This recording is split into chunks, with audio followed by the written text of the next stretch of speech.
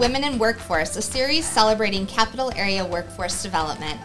I'm Carrie Rosengana, and I'm the CEO at Capital Area Michigan Works here in the Greater Lansing region.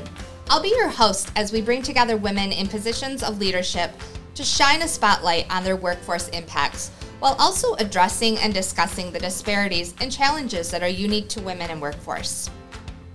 And I'm Kate Snyder. I am the CEO of Piper & Gold Public Relations, and I'll be joining Carrie each episode as co-host. After decades of friendship, as well as working alongside each other in workforce development, Carrie and I wanted to create this series so that we could not only highlight the workforce contributions and the expertise of women in workforce development specifically, we really also wanted to create a platform where peers could come together and discuss things that are unique to the disparities that women face in the workplace professionally. So every episode, we're going to host a roundtable style discussion with fellow community leaders. And today we're gathered at Risky Studios in East Lansing, Michigan, and we're so grateful that all of you have chosen to spend some time with us today. So thanks for being here. Of course. Thank you. So let's get to meeting our awesome guests today. And we know that with folks this fabulous, your bios alone could fill an entire episode. So we've titled this segment exactly what it is, which is, this could be a whole episode. So instead of your full bios and introductions, we're asking each of you to sum up your professional biography in a single sentence. And then we want to ask you to share another sentiment of what you really want people to know and understand behind your bio. So what are the things we couldn't read in a professional bio about you? And I want to encourage you to be as candid, personal, vulnerable as you want, but also not. Because that's a choice that we get to make. We want to normalize being human as leaders. As women, we're often stigmatized for emotions in the workplace, but we're also stigmatized for being unemotional. So you get to choose the level of vulnerability or the level of nope that you're going to have today. So just to kind of give you all an example, I will start off with sharing what my one-sentence bio is, which is I have worked in workforce development since 2007 and have held a variety of different roles, most recently becoming CEO in 2020 for my agency, Capital Area Michigan Works. And behind the bio, I am someone who went to Michigan State University. I still live in Lansing because I love this community so much. And I am a mom and a wife, and I proudly wear those titles as well as my CEO title. So I first get to introduce Shelly Neal, who is the district manager with Michigan Rehabilitative Services, Lansing District. And Shelly is also one of our board members and a longtime friend and supporter of all workforce development initiatives. So Shelly, you get to be the first to share. What's your one-sentence bio? I have worked for the state of Michigan in a variety of positions and to help people with disabilities obtain and maintain employment. So now, what's behind your bio? What do you want people to know or understand? As a person with a disability, I think that we're often not considered for roles. They think you can't do anything or you can't do certain things, and you'd be surprised at how many people in your office have a disability. Mm-hmm. Basically 1 in 5 people have a disability. So, but I think that's something that a lot of people, especially with the talent shortage that we have now, people with disabilities are really looking for employment, and you would get great employees. But I too, like Carrie, am a wife and a mom and have 2 grand dogs. So no babies, but grand dogs. Those grand dogs. Absolutely. We're so glad to have you. Thanks, Shelly, for being here. Next up, I am pleased to introduce you to Malaya. Oh no, I just screwed that up. Matea. Right. She is the Associate Director for the Prevention, Outreach, and Education Department for Michigan State University's Office of Civil Rights, Title IX, Education and Compliance. And I am so excited. She came highly recommended as a guest for us. And I think you are the only guest on the entire series that one of us has not met before. But our president at Piper and Gold, Cassie Cotton, worked with you at Michigan State University and was like, if you're talking to women about disparities in the workforce, you need to have Matea on this she's got opinions. episode. I like opinions. Yes, she did. Yep. And so she was like, you have to have her. Like, go. And I was like, okay, on it. Thank you for being here. Yeah. And thank you, Cassie, because already I was like, oh, yeah, I'm excited to have you here. So can you share your one sentence bio, but also what's behind that bio? Sure, absolutely. So Matea Chalik, she, her pronouns. I worked in higher education for about 14 years now in various different departments, particularly working with student development, diversity, equity, and inclusion, or when I first started was called multiculturalism, interculturalism. So we changed the terms, but it's always the same concept, really looking at inclusion and equity and diversity in the higher education realm. And behind the bio, because I'm so passionate about the work that I do, is because of my personal story. So I come to the U.S. from Bosnia as a refugee of the Bosnian War, and we actually resettled to Lansing. And so I lived in Lansing for a little bit, moved to Grand Rapids, went to school, worked there, came back, and also am a spouse and a mom of two.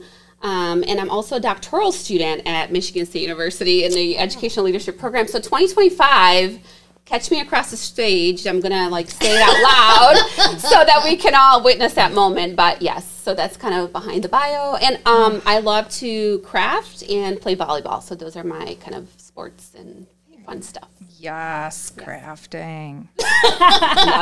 Love it. You know, it's great. Incredible. That's her forte as well. There we go. Kate's I forte. enjoy. We should chat later. Yeah. About the cricket. I'm sure you have one, right? No, I go more like embroidery, Gotcha. knitting, Okay, nice. that route. Okay, Yes, great. but lots to talk about there. I Lots love of that. communities. Love it. Hi, everybody. It's so great for me to be able to introduce our last, but not least, guest, who is Jessica Tramontana, who is the Senior Community Affairs Manager at Consumers Energy. And I have to tell you, I've been in so many meetings with you since taking on this role at my agency, and every time I see you, you are just so poised, and you are so knowledgeable and connected to everybody, and it's something I really have appreciated watching as a fellow woman leader in our community. So thanks for being here with us today. Absolutely. Thank you. It's so weird that you say that because I feel like I never feel poised in those meetings.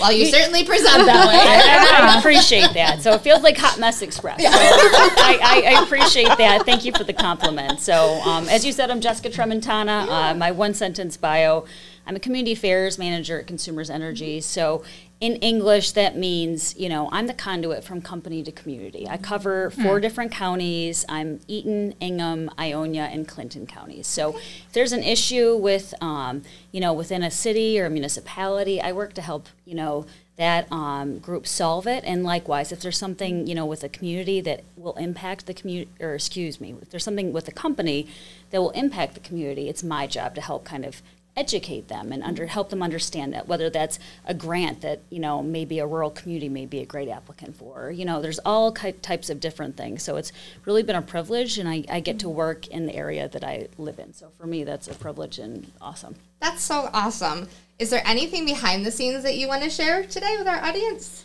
Behind the scenes, I would say, to your point earlier, like you look at me in a meeting, you're like, man, sister's got it. And I'm like, sister does not got it. Like,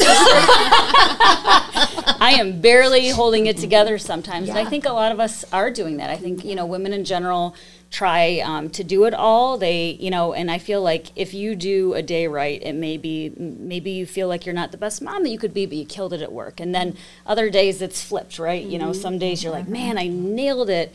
you know, at home, but like, ugh, I'm behind at work, so I'm gonna have to catch up tonight, you know? So I think there's a give and a take that a lot of us, you know, struggle with on a daily basis. And I'll tell you what, I know a lot of men don't have that same struggle, so we can talk about that later. This is the right conversation. Yeah. Well, let's get into it then. We're going to start our next segment called the 5 questions. So we've got 5 questions focused on career paths, workforce development, and some of these workforce disparities in general. And we're going to talk through some combination of these 5 questions. But we always like to start, and sometimes only ever get through, one big question. And that big question that we throw out, and this is open to anyone to kick off the discussion, is what are the biggest challenge that you feel are unique to women in the workforce or that women face in the workforce today? Any thoughts come to mind when you guys hear that?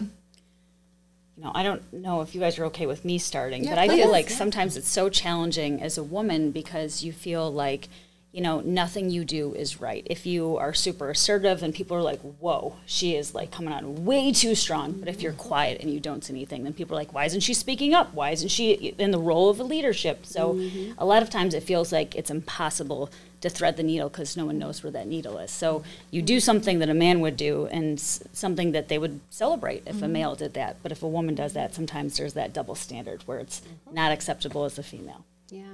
Well, I think along the same lines, the word that came to mind for me was I feel like women are humble, too humble, and similar to what you just said. And so we're always like, oh, that was okay. It wasn't too much. I didn't have to put in a lot of time. I didn't have, right? When we put in a lot of time, we put in a lot of effort, we put in a lot of work, we gave it our all, but it came off effortless. Back to kind of your bio, right? And I think that we're so humble because we don't want to take the credit. Yeah. And we're just kind of doing it, and that's what we do. And I think sometimes figuring out that balance of, it's okay to say I did that project and I worked on this and I put time into it, not from a place of, you know, it's all me, but at the same time, I've gotten that feedback of being very humble. Yeah. Very humble in the workplace, you know, and look at all the stuff you've accomplished, but you're really humble about it. And I have kind of this weird dissonance of like, but I like being humble, right? Because I'm here for the people that I serve. I'm not here for myself. Yeah. But I also think that sometimes can be in conflict as being a woman, right? And how does that show up in the workplace too? Absolutely. So ownership. Absolutely. Yes. Yeah. Definitely. I mean, we need to take credit for what we're doing. You know, we know that most men have no issues, you know, taking credit for their work, and I think it's extremely important for us to say, hey, look what I did. Yeah. Absolutely. And to not be, you know, embarrassed and to not feel those cultural associations of like you're being braggy or bossy or whatever. If you do, speak proudly of your accomplishments and take credit for what was done. Shelley, I have a question specifically for you as it relates to challenges in the workplace. You're, you know, talking about your long history working, you know, with and on behalf of people with disabilities. And as a person with a disability yourself, as a person with a disability myself, that is a hidden disability, or, you know, there's all the different terms that we have for them. Invisible and often hidden. Like, let's be real, I hide that one a lot. Disability. What have you observed that is unique to women with disabilities in the workplace? Like, have you observed any, and in part my brain goes to, like, do you see disproportionate shares of, you know, women that are struggling with, you know, ADHD, depression, anxiety, bipolar disorder, autism spectrum disorder, or some of those invisible disabilities in the workplace, and or just generalized unique disparities for women with disabilities in the workplace? Yeah, I think that there's also been a huge increase from COVID, the depression and the anxiety. I mean, the number of people that have been diagnosed with that, male and female, have increased a great deal. You know, we're still kind of in that, are we back to normal? What is normal? You know, should I be scared to go to the grocery store? That type of thing. I don't know that I've noticed as much. One thing I noticed, like with me, mine's a physical disability and mine is visible. So what I see is people extrapolate out to, well, you know, her arm is missing, so she probably doesn't know, can't do this. Or, I mean, when I was younger, they asked my mom what I wanted to order at a restaurant. She's like, I don't know, ask her. I was like, you know, there was just nothing, there was no reason, but he seemed to think that I couldn't order my own food. So, you know, to me, just taking everybody, you don't know with those invisible ones, you know, and I think to be more, I guess, using our DEI, you know, think about what you're going to say, because you don't know if you're going to upset or hurt somebody that's sitting around. You don't know, you know, if somebody's child has a disability. So I think that, and I'm hoping that everyone, but I would hope that women in the workforce are a little more cognizant of that. You bring up a really interesting point about going beyond the physical and not making those assumptions. We know, you know, statistically, fat phobia is very real, and different body shapes and sizes aren't always accepted in the workplace. Obviously, you know, racial disparities are widespread and, you know, rooted in millennia of oppression on this continent. But one of the other things that even with this show I've struggled with is like gender as not being physically obvious or not being visible. That we you know, we struggled a lot with like women in the workforce and who is that inclusive of, and how do we make that clear, you know, as someone that is let's say I like to think of myself as very inclusive, to be non-political about it, right? Like in my mind, women encompasses trans women, because trans women are women, so I don't have to say trans, but I also recognize the community isn't a monolith, and that people, there are some people that would prefer the word trans be used, but then we get into non-binary and how that doesn't, you know, and just all those issues, even with gender, of visibility and making assumptions based on if someone presents as what we have in our heads of the stereotypical depiction of a woman and what that even means. It's just so complicated to navigate. It is. Would love some thoughts on kind of some of those challenges and how we go about navigating those as women in the workforce, but also as, you know, we have multiple DE&I specialists and experts on this panel. Would love to hear your thoughts on that. Yeah, I think for me, something I think about is definitely our socialization, right? And so it's kind of how did we grow up? What communities did we grow up in? How did we get socialized to think about gender, to think about the folks that we interact with?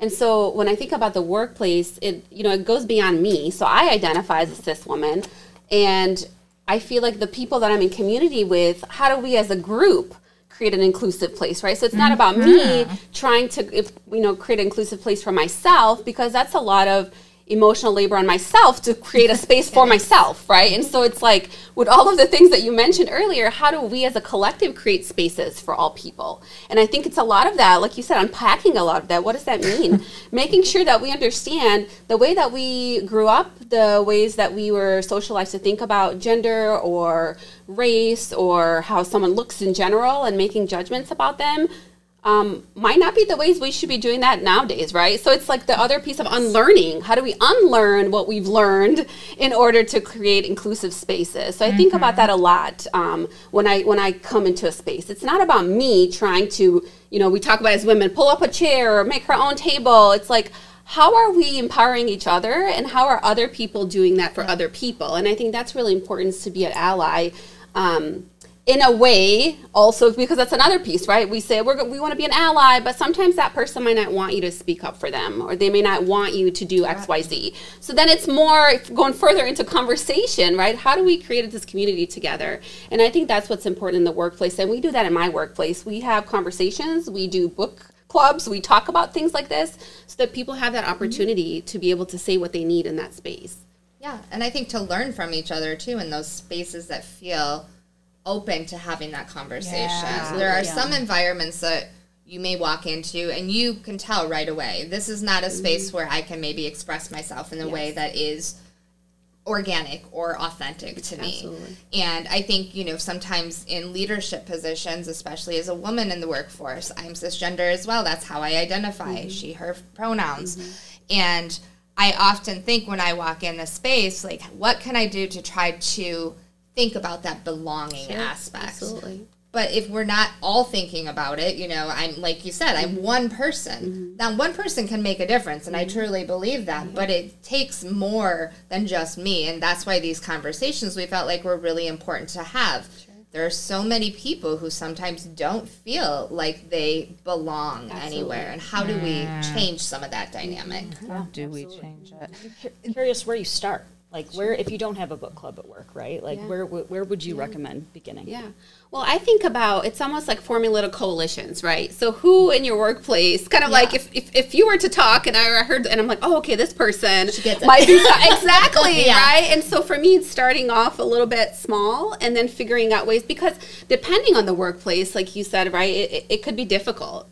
Sometimes you can't just be like, hello, we're here and we're going to change the whole, that's not feasible, right? But I think building coalitions of people who understand or who want to learn, because I think a lot of times too, people are willing to learn, but it's also this barrier of, well, I don't want to say the wrong thing, or I don't want to do the wrong thing. And so how do we welcome people into the conversation? So that's my first thought, is just how do you create a small coalition of people who understand or want to be a part of that, and then it kind of spreads through the organization, I would hope, over time, because it does take time too. If I could wave a magic wand and just change something that I think creates harm as it relates to the gender disparities, I would love to wave a magic wand and help all of us, both the people who feel the compulsion to be proactive but have fear and real consequences, but then also the people who become defensive or feel attacked. We could wave this magic wand and help people understand that correction is not conflict, and that it's about a growth mindset. If you're being corrected, it's because someone respects you enough to actually tell you, and that correction also doesn't mean you failed in how you phrased something or something you knew or didn't know. It's such an emotionally charged and complicated being the one to say something and then also being the one to receive the feedback. If I could just wave this wand and get rid of this notion that somehow talking about these things is conflict, that I would do that in a heartbeat. If y'all could wave a magic wand and change something that would help move us toward gender equity, or that would help reduce the harm that gender disparities cause, what magic wand would you wave? I think my magic wand would be toward, I love your feedback thing. Mine would be piggybacking a little bit off of that, and would be to set up women in the workplace with mentors. I feel like it is so important for a growth mindset, and to help find someone who is seasoned and helps understand how, in the same challenges that they had to navigate, whether they're doing that now or prior. It's so helpful to have someone who you can trust, someone that you can feel safe with asking really tough questions and just being authentic. And I think sometimes that isn't always a given, right? You have to look for that person. I'm at a big company, I felt kind of lost sometimes, because I was assigned a mentor after I kept asking for feedback, what can I do better? And they were like, you need someone to guide you. But it took me asking a lot of questions to get there, and I would just love to see that just be an automatic, and I don't know how you formulate that, especially at a big company, but it's something that I have really appreciated through my career, and something I still go back to my prior mentors. Janet Lilly at MSU was wonderful, and when I started my job, I sat down with her and talked through her role, which is similar to mine at a different institution, and was like, what do you do and how do you do it? And she was just wonderful. So I really appreciate and value women uplifting other women. Yeah. I mean, one thing that comes to my mind is, and so a lot of my work right now, we talk about gender-based violence prevention, right? And so when I think about the workplace, I think about back to stereotypes and just small things that we can do to address. So waving the magic wand would be addressing, being a bystander, being an active bystander and saying, hey, that was a joke you made. I don't think it was really funny, right? Or you commented, we talked about earlier, like body types, right? You commented on this person's XYZ. I don't think that's okay, right? So just addressing small things, because then you start to create a more respectful workplace, because people are like, oh, that's not something I can do or say here, because it's not actually leading to us back to being an inclusive workplace, right? It's leading to some people maybe not wanting to participate or being closed off or feeling like they're not valued. So I feel like just starting off small and being an active bystander of saying something or pulling someone off to the side, not necessarily directly, right? But just being like, I noticed this, right? And then like you said, for that person not to take it personally. So let's center humanity and not center all of the things who, you know, like all of these things that we've been taught of who we should be, but we're human. At the end of the day, we're human. So let's wave the magic wand and be like, this is a human, and these are some things that we're saying here that really shouldn't be tolerated if we're going to really be able to kind of move the needle, continue to move the needle in gender equity.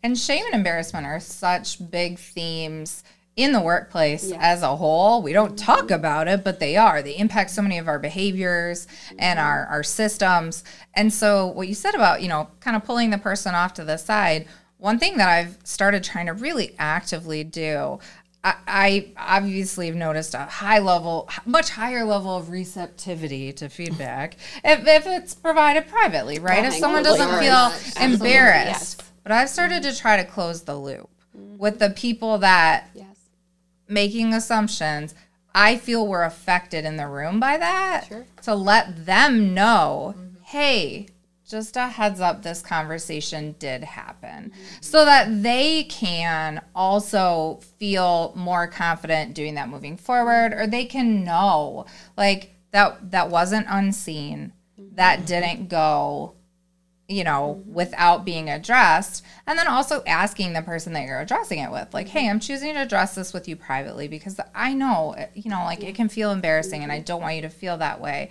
But I'd also really like to close the loop for other people. Sure. Are you comfortable with me doing that in a respectful way so that it is really transparent? It doesn't feel like gossip, but like you gotta, if you're addressing it outside of the room where it happened, I think it's really important we let people know that so that there isn't that downward spiral of like, well, this person's just a jerk and they always get away with it. Yeah. You know, they can see the growth and they can understand that. I think there's different types of, you know, feedback too, right? Like there's feedback for incidents and then there's growth feedback, right? And, you know, I think sometimes it's hard to get very honest, constructive feedback. Like I had we do reverse mentoring at Consumers, and it was interesting because, you know, after months of talking with vice president, I said, you know, what feedback do you have for me? And he was like, you always just rush right into meetings. You never say, hi, how are you? Or how was your day? Or, you know, how is your wife? Like, he's like, you just get right to it. And he's like, sometimes it's just a little bit of affinity building, and that would be nice. And I'm like, gosh, that is great feedback.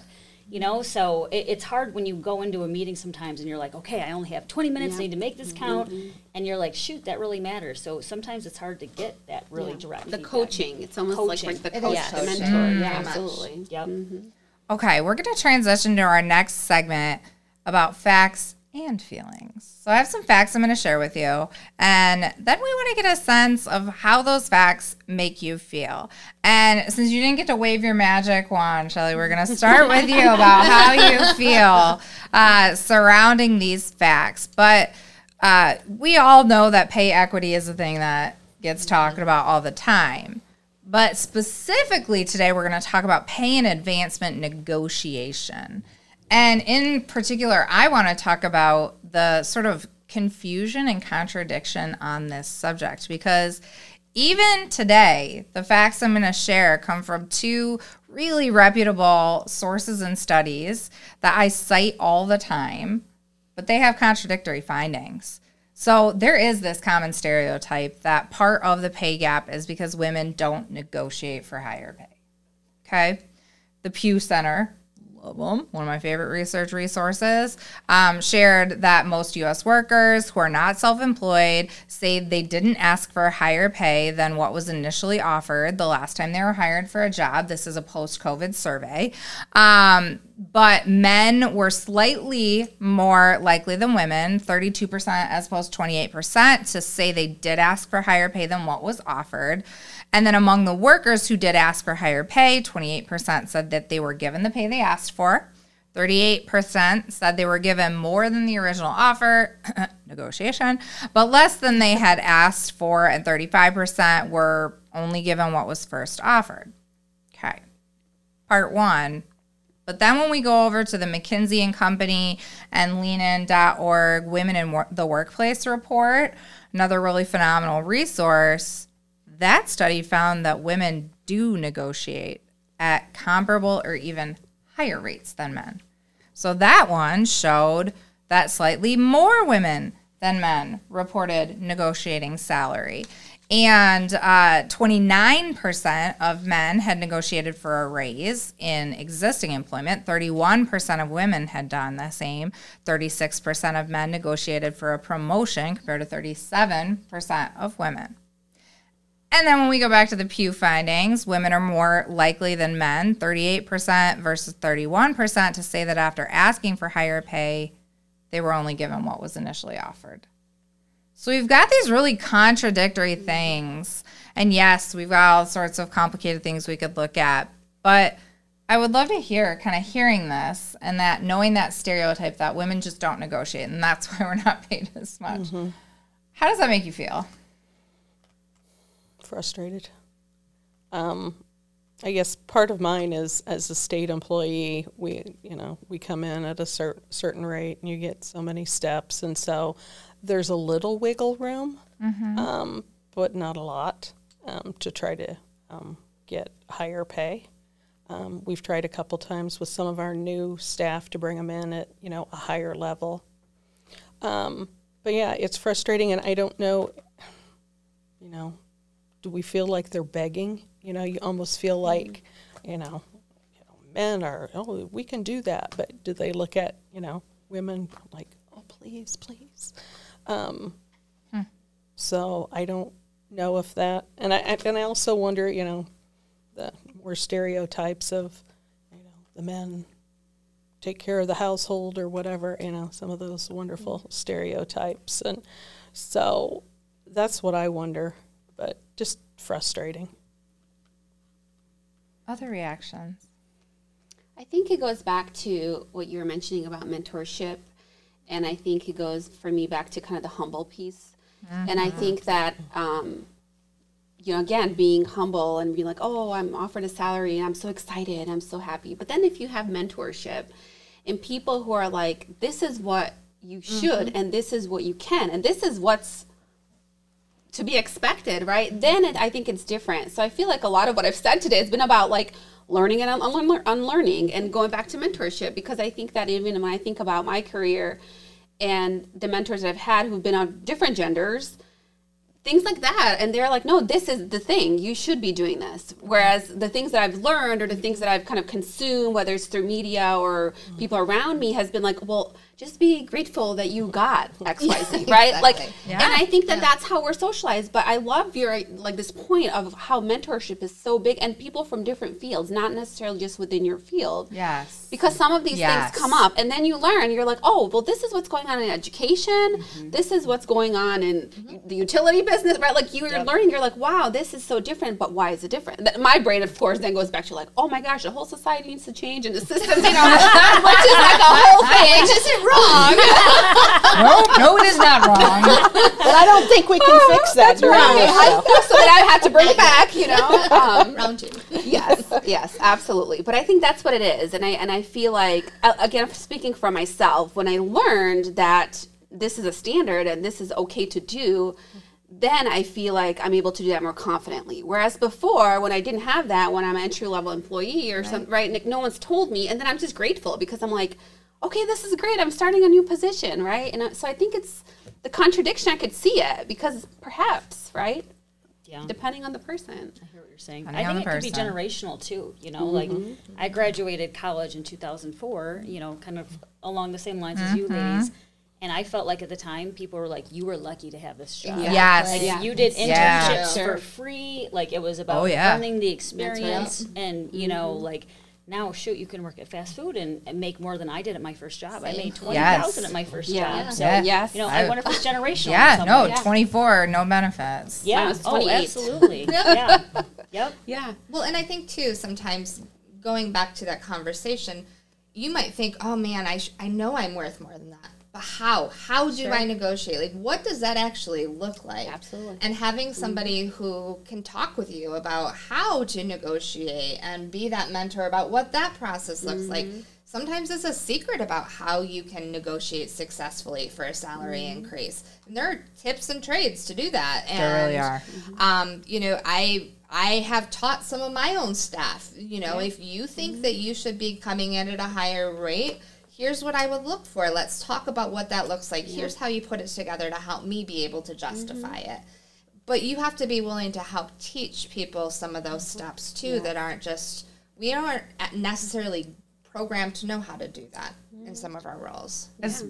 Yeah, especially with that socialization and Yeah. the, you know, what we're taught societally, we definitely don't just absorb that out of nowhere. And I do have to say, you know, when we were talking about like, you know, 20, 24, 28 at our first jobs, there's a very big reality that is still many women's salary. Like that is the wage that many women are earning and our, you know, positions of privilege and access to post-secondary education and any number of different things do afford us, you know, to be able to say, oh, that was my first job salary. But, you know, it's just evident of those big disparities within the workforce. So I can't believe we already have to start wrapping up, but we do. So I want to have you kind of think for a moment about your biggest takeaways, you know, 10 words or less if you can sum it up of what you hope others will take away today or what you're going to take away today. And while you're thinking of that, Carrie's going to share a little bit more. Yeah, I just wanted to start by saying thank you again for all of you for being here. This went really, really quickly today. It really did. And I could have talked to you all for a lot longer. So, Shelley, I want to thank you for representing MRS today and joining us for this conversation. And, Matea, I want to really extend our sincere thank you for coming and representing and speaking from your perspective working at Michigan State University. And Jessica, thank you so much for coming and giving your really thoughtful insight for Consumers Energy and the experiences that you've had there. Thank you. Been really valuable to hear from all of you. And so I'll just start by saying I have one word that comes to mind when I think about our conversation is that it is ongoing. This is ongoing work, ongoing conversation. This is ongoing dialogue that needs to continue to take place to normalize some of these conversations and topics. You know, one step at a time sometimes is what all it can take. So that's what I think of when I think about all that you've shared today. Love that. Matea, what are your big takeaways? I think for me, I'm thinking about, like, the word that comes to mind is, like, change maker, trailblazer, all the things, right? But how do you rally other people? Like, I love the empowerment piece, but within their own right? Like, we can't, people can't do it the same way that another person does it. Absolutely. So being able to kind of go back to, like, building coalitions, setting up networks, mentorship, all these different things where we're having these conversations, because if we don't have the conversations, we won't know what other people are thinking or have in common with what we're trying to do and how we're trying to move forward as women in the workplace. So I think for me, it's a takeaway is continue to just talk, speak your truth. I think that's huge. It's really important. Like, be able to talk about your experience and then learn from other people. And then how do we kind of infuse all of that together into the workplace, you know? Shelley, how about you? I really liked hearing more about the mentorship. I'm just, my field is predominantly female in our organization. There's I have 2 males in my district, and that's it. The rest are women.